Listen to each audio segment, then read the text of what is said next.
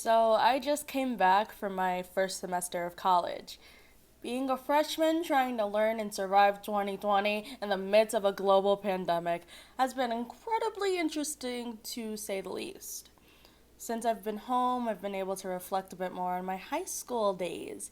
I mean, there was a time where I was pretty sure I wasn't going to survive, whether it was getting run over by a messy parking lot of 17-year-olds trying to drive, or if depression got me. I mean, I'd take matters into my own hands, if you know what I mean. Child. Anyway, so Thanks, Nikki.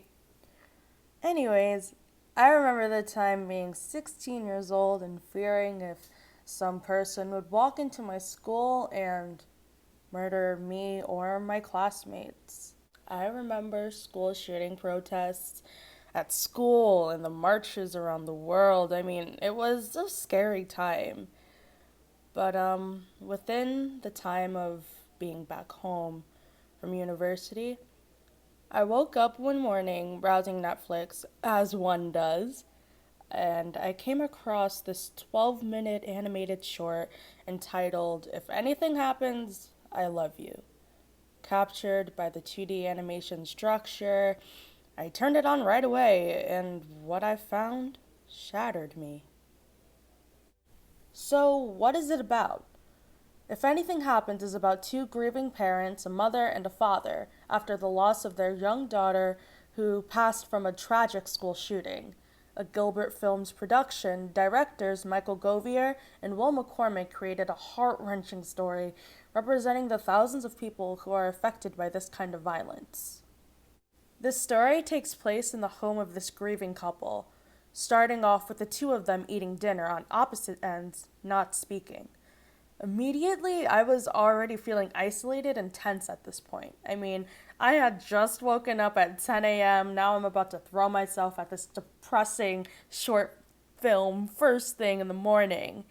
It's definitely a shift in tone for me. I find there is something so intimate about a dinner scene. So much can be revealed. I mean, I just rewatched one of my favorite animated films, The Incredibles, and one of my favorite moments of the entire movie is that dinner scene where we're exposed to how this family is functioning. For example, we see how Mrs. Incredible or Elastigirl is trying to encourage this normal, no superpowers life, while Mr. Incredible is encouraging the complete opposite to their children. And we see how their powers affect their kids, Violet and Dash, bringing up points of how can we ever live a normal life. And the scene is just so chaotic, but reveals a whole lot of how they communicate with each other. Now that we've established this couple's estranged relationship with each other because of their loss, we're introduced to mom and dad's shadows. They're like each other's conscience, what they really want to say to each other. We see them struggling to let out their feelings, and their shadows understand just how much they need each other in this time of grief, and deep down, the parents know this too. So we're brought down this path of trying to bring these two together and them trying to face the loss of their daughter. It is really emotional to see just how much one life can have an effect on an entire family, community, or town. These shootings cause so much pain and suffering, and the imagery in this film captures it almost perfectly. The watercolors, the 2D animation style, and the sense of an unfinished drawing add so much effect to the way the story is told.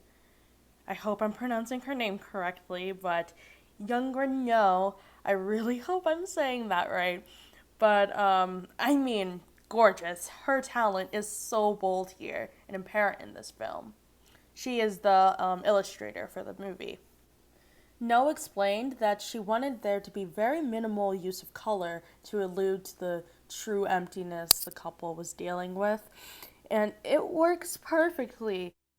You absolutely feel the weight and burden and the utter tragedy that was pushed onto this couple, and yet there are still glimpses of blue color and light when they're reminded of their daughter and the moments that they spent together as a family.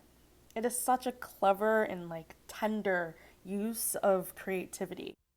Now, honestly, I could go into detail about the story, what happens, but you can gather an idea of what happens yourself. Luckily, the couple does end up finding some form of peace towards the end, if that's even possible. Nonetheless, they're able to grieve with one another, no longer alone.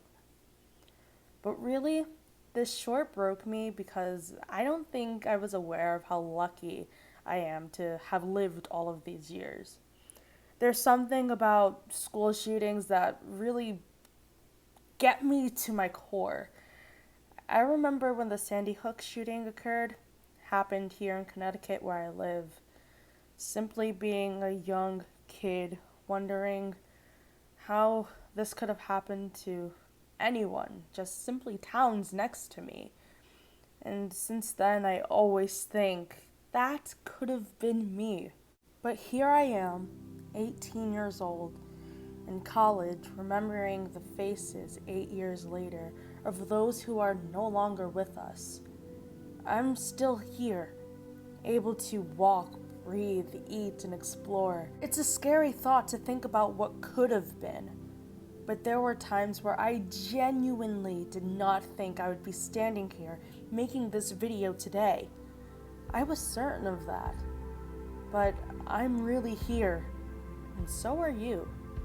Please don't take that for granted like I have the past 4 years.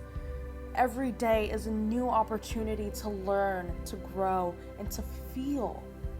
Take some time out of your day to remember those who we've lost to this kind of violence, or anything for that matter. Tell someone you love them, and love yourself, because time is limited. But trust me, there is no limit to what we can do with our time.